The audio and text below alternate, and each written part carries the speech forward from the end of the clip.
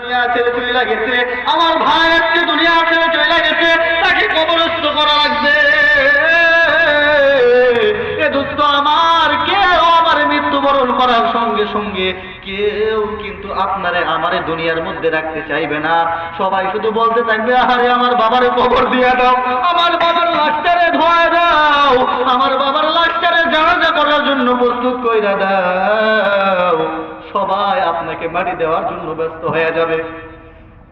এ দোস্ত আমার, সবাই যদি এই ব্যস্ত হয়ে যায়, সবার মনের মধ্যে যদি এই তামান্নাই জায়গা যায়, বলেন তো দোস্ত আমার, আপনাকে যদি মৃত্যুবরণ করার সঙ্গে সঙ্গে ওই অট্টালিকা থেকে নামাইয়া সব মানুষগুলো আপনারা আমার হেসরায় হেসরায়, এমনকি গায়ের মধ্যে যে পরনে জামা আছে এই জামাটা চিরা চিরা যখন আপনার আমার শরীর থেকে কইলা নিবে, আপনার সন্তানটার জন্য যে এত কিছু করছেন, এই সন্তানটাও কিন্তু সেই দিন বারবার বলতে থাকবে, রে ও আমার ভাইরা, সে কাঁদতে থাকবে আর বলতে থাকবে, আমার বাবার লাশটারে ধোয়াও।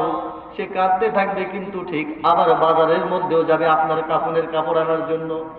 সে কাঁদবে ঠিক, আবার কিন্তু আপনার জন্য বাজারের মধ্যেও যাবে বাঁশ কাটার জন্য। এ দোস্ত আমার, সে বাঁশ কাটার জন্য যাবে, কাঁদবে ঠিক, আপনার কাফনের কাপড় কেনার জন্য যাবে, কাঁদবে ঠিক।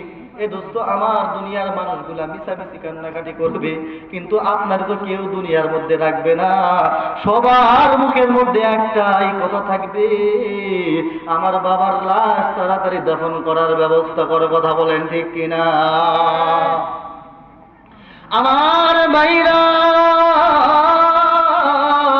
এইটাই যদি আপনার আমার দুনিয়ার নিয়ম হয়ে যায়, এটাই যদি আপনার আমার পক্ষান্তর, যদি আপনার আমার জিন্দেগির যদি ওসুল হয়ে যায়, বলেন তো দেখি, ওই কবরে যদি আপনারে আমারে সবাইরে যাওয়া লাগে, বলেন তো আমাকে ওই পারে যাওয়ার জন্য আপনাকে আমাকে কিছু সামান তৈরি করার দরকার আছে না নাই? আরো জোরে বলেন, আছে না নাই? দোস্ত আমার, কি সামান তৈরি করলেন? 50 বছর বয়স হয়ে গেছে, 60 বছর বয়স হয়ে গেছে, 70 বছর বয়স হয়ে গেছে, এখনো মুরব্বীরা মসজিদমুখী হইতে পারে না। এখনো শুক্রবারের মধ্যে নামাজ পড়ার পর আবার বাড়িতে বৈশা বৈশা জিমাই, কবে শুক্রবার আসবে। কথা মনে হয় ভুল বললাম?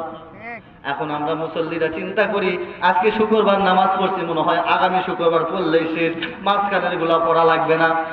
এমন চিন্তা ভাবনা করেই চলি, আর এমনটাই কাজ আপনি আমি করি রে বাপ। কিন্তু দোস্ত আমার, হায়াত নামর জিন্দেগি যখন শেষ হয়ে যাবে, আপনি আমি যখন দুনিয়া ছেড়ে চলে যাব, বলেন তো দেখি বাপ, আপনার আমার সেই দিনের অবস্থাটা কেমন হবে? এই যে আজকে তাফসীরের বাগান সাজাইছে, জান্নাতের প্যান্ডেল সাজাইছে, কত মানুষ মেলার মধ্যে এখনো ঘোরাফেরা করে, এখনো কপাল পোড়ারদের এখনো পর্যন্ত হুশ হইল না যে জান্নাতের বাগানে বসলে সওয়াব পাওয়া যাবে। অযথাই মেলার মধ্যে সময় কাটাইতেছি, অযথাই আমরা গল্প দিতেছি, কিন্তু এই মাহফিলেই যদি বসতে বলা হয়, মসজিদে যদি আসার কথা বলা হয়, দোস্ত আমার সবার মাথায় গরম হয়ে যায়। ওয়াজ তো মেলায় শুনছি, ওয়াজ শুনে কে করা হেদায়েত পাইছে? ওয়াজ শোনার দরকার নাই, ওয়াজ আমরা সবাই জানি, ওয়াজ এখন পকেটের মধ্যে আছে, ওয়াজ না শুনলেও চলবে, এমন কথা লোকজন বলে কি বলে না?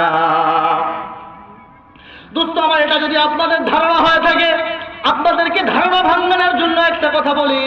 দোস্ত আমার, আমি হুজুরের কথায় যদি সব মানুষ হেদায়েত পেয়ে যাইতো, আমি মৌলবীর কথায় যদি সব মানুষ নামাজওয়ালা হয়ে যাইতো, আমি হুজুরের কথায় যদি সব মানুষ যদি ইমানদার হয়ে যাইতো, আমি হুজুরের কথায় যদি সব মানুষ 5 ওয়াক্ত নামাজওয়ালা হয়ে যাইতো, দোস্ত আমার, আমি সাধারণ মানুষ হইয়া আমি যদি হুজুরের কথায় যদি সবাইকে যদি মুত্তাকি ইমানদার বানাইতে পারতাম, তাহলে নবীর কথা হয়তো সবাইকে ইমান আনার কথা ছিল। ছিল কি ছিল না? দোস্ত আমার, হেদায়েতের মালিক তো আল্লাহ,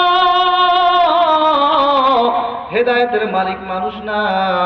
এ বন্ধু আমার, হেদায়েতের মালিক যদি মানুষ হইতো, নবী চাইলে পারতেন, নবী চাইলে সব কিছু করে দিতে পারতেন। নবীর জামানায় সব কাফের বেঈমানদেরকে কালেমা পড়াইতে পারতেন কি পারতেন না? দোস্ত আমার, নবী যেহেতু সব মানুষকে কালেমা পড়াইতে পারে নাই, সব মানুষকে ঈমান গ্রহণ করতে পারে নাই, বরং যখন বারবার দাওয়াত দিয়ে গেছে, নবী বারবার মার খাইছে, নবীর মাথা থেকে রক্ত খনন হয়েছে, নবী বারবার জমিনের মধ্যে পড়ে গেছে, আবার কাফের বেঈমানদের কাছে চলে গেছে, এইরকম ভাবে রক্তাক্ত অবস্থায় বারবার দিনের দাওয়াত দিয়েছেন। কিন্তু দোস্ত আমার, সব মানুষরা কিন্তু নবী ঈমান আনাইতে পারে না। সবচেয়ে বড় উদাহরণ দিলে আপনারা বুঝবেন।